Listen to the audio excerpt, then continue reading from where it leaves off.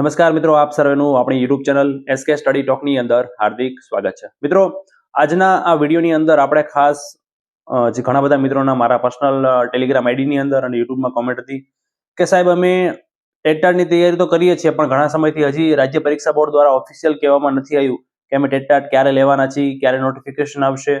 પણ બીજી બાજુ અન્ય ભરતીની જે પરીક્ષાઓ છે, સીસીઈ છે, કોન્સ્ટેબલ છે, તો એ ચાલુ થઈ ગયું છે. તો શું અમારે સીસીઈની તૈયારી કરવી જોઈએ, કોન્સ્ટેબલની તૈયારી કરવી જોઈએ, કે ખાલી ફક્ત ને ફક્ત ટેટટાટ ઉપર ફોકસ કરવું જોઈએ? તો આજનો વિડીયો એટલા માટે ચોક્કસથી મિત્રો, હું જ્યારે તૈયારી કરતો હતો ત્યારે પણ મારી સાથે પણ આવી સિચ્યુએશન બની હતી. હું મારું પહેલા તમને ઉદાહરણ કહી દઉં, મારી સાથે કઈ રીતની ઘટના બની હતી. જ્યારે હું તૈયારી કરતો હતો 2019-20 વખતે ટેટટાટની તૈયારી કરતો હતો, ટેટટાટની કોઈ પણ પરીક્ષા આવી જ નહીં, પણ મેં ફક્ત ને ફક્ત ટેટટાટ ઉપર ફોકસ રાખેલું મિત્રો. ટેટટાટની પરીક્ષા ન આવી, મારે બધું કમ્પ્લીટ વચાઈ ગયેલું. પછી મેં તલાટી કમ મંત્રી અને જુનિયર ક્લાર્કની, તમને ખ્યાલ છે એ મુજબ હસમુખ પટેલ સાહેબ દ્વારા જે લેવામાં આવી, એની પ્રિપરેશન ચાલુ રાખી. પણ ક્યારે મિત્રો, જ્યારે મારે કમ્પ્લીટ થઈ ગયું હતું, પછી જ્યારે ટેટટાટની નોટિફિકેશન આવી ત્યારે તલાટી જુનિયર ક્લાર્કની પરીક્ષા અને ટેટટાટની પરીક્ષા વચ્ચે ફક્ત ને ફક્ત 15 દિવસ મને મળેલા. પણ મેં અગાઉ બધું વાંચેલું એટલે રિવિઝન કરેલું, એટલા માટે મેં તલાટીની પરીક્ષા પાસ કરેલી, આ પણ પરીક્ષા પાસ કરેલી, ટૂંકમાં બંનેમાં. તો મેન વસ્તુ એ કે તમે બે બાજુ લાડવો એક સાથે લેવા જશો તો સલવાશો. હું તમને અનુભવના આધારે કહું છું.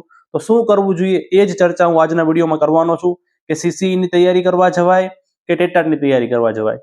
પહેલી વસ્તુ મિત્રો, પહેલી વસ્તુ એ છે કે આપણે જે ટેટટાટની પરીક્ષા રાજ્ય પરીક્ષા બોર્ડ દ્વારા લેવામાં આવે છે, એ ફક્ત ને ફક્ત બીએડ કરેલા લોકો આપી શકતા હોય છે. એટલા માટે અહીંયા કોમ્પિટિશન ઓછી હોય છે, ફોર્મ પણ ઓછા ભરાય છે. તમે આંકડો જોજો, સીસીઈની અંદર લાખોમાં 5 લાખ 7 લાખ કે 8 લાખ 9 લાખ જેવો મોટો આંકડો હોય છે.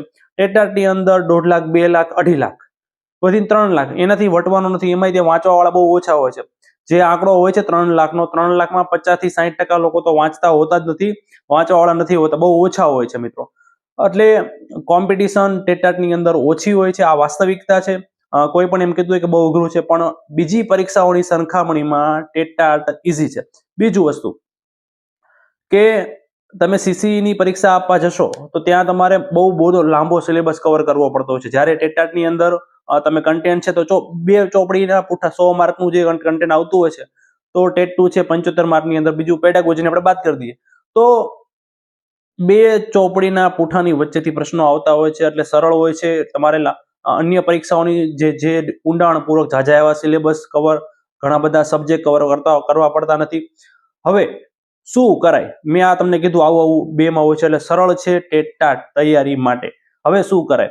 તો જો હું તમારી જગ્યાએ હોય તો હું મિત્રો ફક્ત ને ફક્ત ટેટટાટની તૈયારી કરું, કોઈ એક ઉપર ફોકસ કરું.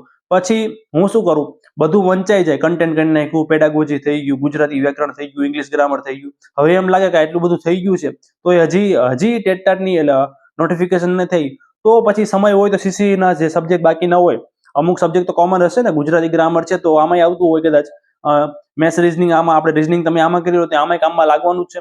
તો આ રીતના તમે આમાં જે સબ્જેક્ટ થઈ ગયા હોય તો એ સબ્જેક્ટ પછી બાકીના સબ્જેક્ટ તમે કરી શકો, પણ ક્યારે? પહેલા તમારે કોઈ પણ એક ઉપર ફોકસ કરવું જોઈએ.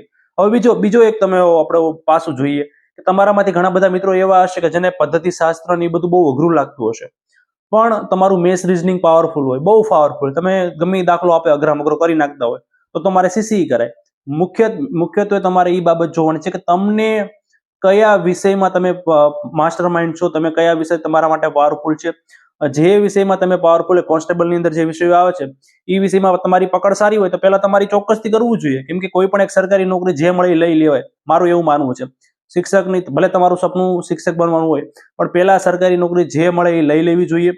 મિત્રો, તમે એકેડેમી વાળાને પૂછવા જશો તો બધા પોતપોતાની જે ઓલી હશે એ પ્રમાણે કરશે. જો કોઈ ઈ ટેટટાટના બેચ ચલાવતા હશે તો એ એવું કહેશે કે ટેટટાટની તૈયારી કરાય.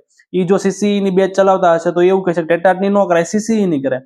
પણ આ વસ્તુ તમારે ડિસાઈડ કરવાનું છે મિત્રો. મેં તમને પાસા કીધા, ટેટટાટની અંદર સરળ હોય છે કોમ્પિટિશન, ફોર્મ ઓછા ભરાય છે, તૈયારી ઓછા સમયગાળામાં થઈ શકે છે.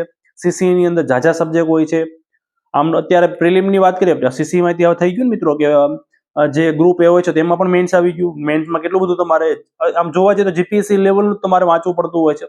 તો એ બધી બહુ અઘરી કોમ્પિટિશન થઈ ગઈ છે, જ્યારે ટેટટાટની અંદર આ વસ્તુ સરળ હોય છે. હવે વાત થઈ પરીક્ષાની. તમે આપણી થંબનેલની અંદર પણ જોયું છે કે શું પરીક્ષામાં વાર લાગશે. આમ જોવા જઈએ તો મિત્રો, દરેક વખતે રાજ્ય પરીક્ષા બોર્ડ તારીખ આપી દે, તેમ છતાં એ તારીખ પ્રમાણે કામ નથી થતું. તમારે જૂનું જોવું હોય તો ભરતીનું હોય તો ભરતીનું જોઈ લો, પરીક્ષાનું જોઈ લો, ક્યાંક ને ક્યાંક વિલંબ જે છે એ થતો જ હોય છે. મિત્રો ટેટમાં 2-3 મહિના, જૂના વિડીયોમાં મેં કીધેલું જ છે કે 2-3 મહિના આગું પાછું થશે, પણ એ એવું સમજી લો કે 2-3 મહિના તમને તૈયારી માટે વધુ મળ્યા. મેન આ વસ્તુ છે. એટલે હવે આના આધારે તમારે ડિસાઇડ કરી લેવાનું છે કે કઈ પરીક્ષાની તૈયારી કરાય. હું ખાલી એટલું કહેવા માંગીશ કે જો તમે એવું નક્કી કરો છો કે સીસીઈની તૈયારી કરવી છે તો 100% પહેલા સીસીઈને પ્રાધાન્ય આપો.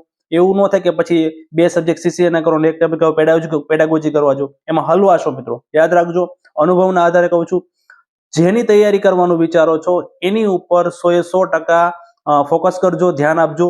કેમ કે બે બાજુ લાડવો લેવા જશો તો એકે હાથમાં જે છે કાંઈ લાભ થવાનો નથી. તો આ વસ્તુ યાદ રાખજો. ટેટની કરો છો તો 100% હવે ધ્યાન આપી દો. પરીક્ષામાં થોડું વહેલું મોડું થશે પણ પરીક્ષા ચોક્કસથી જે છે એ 100% આવશે. ધન્યવાદ.